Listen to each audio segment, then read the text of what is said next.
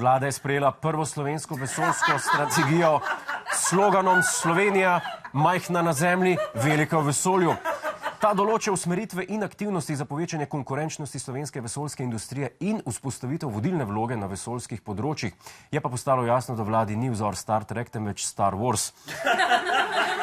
Vodenje programa je namreč prevzel minister Han Solo. Pač, treba iti na Mars, no Mars je treba depolitizirati, bo se ne da živeti. Treba je izgnati janšiste z njega. Hrvaški zunanji minister Gordan Grlić Radman se je javno opravičil potem, ko je v Berlinu na ministerski konferenci poskušal poljubiti nemško zunanjo ministrico Annaleno Baerbock. Poglejmo, kaj se je zgodilo.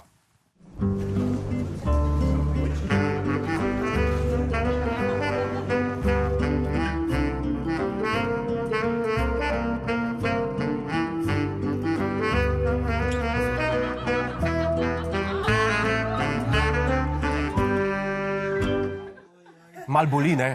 Boli. Ja, mal boli. Grlić Radman je pojasnil, da med skupinskim fotografiranjem ni nameraval poljubiti Annalene Baerbock, ampak Tanjo Fajon, sam so se mu zarosila očala, pa je zgrešil. Ameriški predsednik Joe Biden se leto dni pred volitvami za drugi mandat sooča s poraznimi številkami v javnomnenjskih anketah.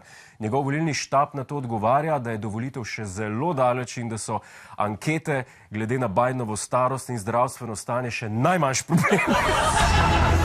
Na Hrvaškem vlada preplah zaradi domnevnih zastrupitev z gazirano pijačo. Po prvem primeru na reki so v torek v Zagrebu zabeležili še 3. Število sumljivih primerov pa narašča. Zdravstveni minister Vili Beroš je zatrdil, da razlogov za paniko še ni, je pa državljanom svetoval, naj namesto rum kole pijajo samo rum.